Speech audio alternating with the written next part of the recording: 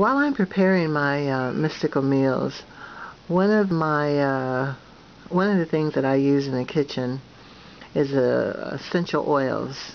In particular, oregano. Although I often use lemon too, and I'll tell you why.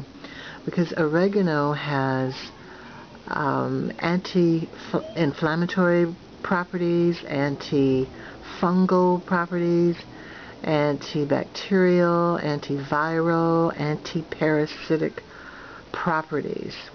So it's invaluable in dealing with raw meat. What I usually do for my meats is to run a bowl of water and add maybe 1 or 2 drops of the essential oil of oregano. And I let the meat sit in there for 10 to 30 minutes, depending on my schedule. Usually after about 5 minutes, you'll see that the water starts to turn gray.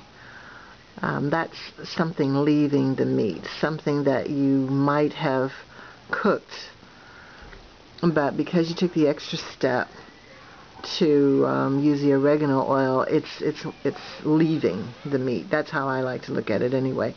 Now I do this with all of my meats except for ground meats, the ground beef, ground turkey, because it's too hard to break up and scoop it all together again. So in the case of the ground meats, what I usually do is use my spray bottle of oregano, which consists of about 5 drops of oregano in a 10-ounce spray bottle, and I'll just spray both sides of the meat with it. And another thing that I do with cleanup, after I have cleared the counters of the raw meat, which was sitting on paper towels and a brown paper bag, I always wipe the counter down with the spray bottle of oregano and a paper towel.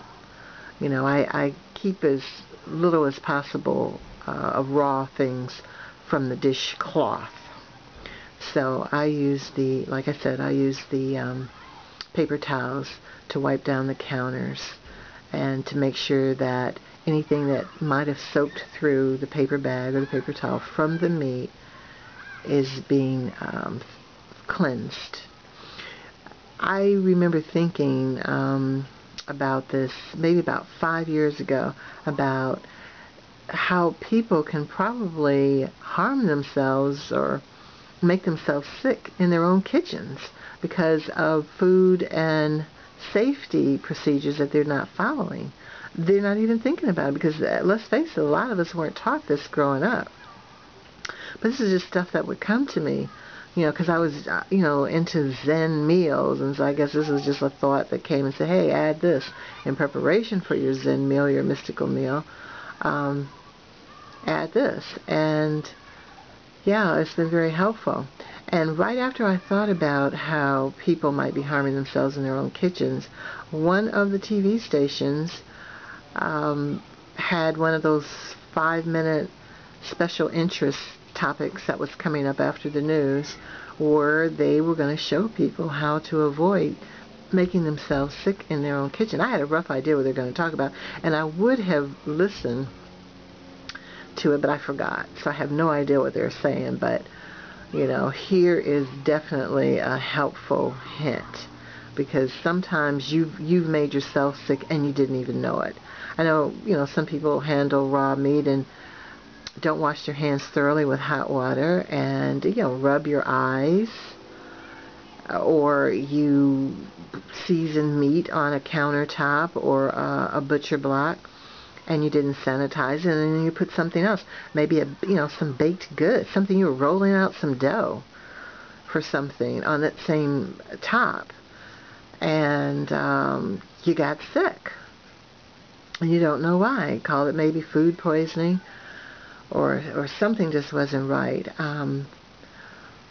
I have a separate board that I use for chopping vegetables, and meat, I always use disposable paper bags. I cut up a paper bag and then I lay paper towels on top of it.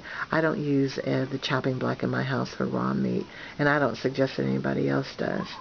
And also, if I have to cut up ground beef with some scissors, I always spray the scissors with my oregano/water mixture and let it dry on that. Anytime I've handled anything raw, sometimes I forget a particular spice and I'll have to go into the refrigerator and get it. And of course you can use paper towels too, but in case, I don't use a paper towel to handle that refrigerator door, I'm definitely spraying it down when I get finished. I'm spraying the spice bottles down with the oregano mixture and putting them back so that there's no bacteria on them when I go to use them again.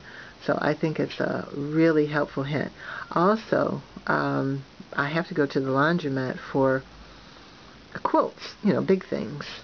And I will spray the inside of the washer and the dryer with my oregano/water mixture and the surface that it's going to be resting on after I take it out of the dryer. In fact, I had a gentleman at the laundromat ask me, "What is that you're spraying?" And I told him. He said he was going out to get it ASAP. Now, I use Young Living and doTERRA.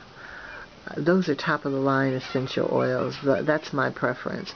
I do know of other brands that you can buy at your local health food store, and one of my girlfriends uses that, and she's pretty pleased with it. So, yeah, you might want to try that because they're a little less expensive.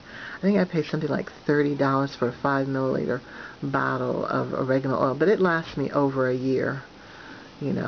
And I highly recommend doTERRA or Young Living essential oils.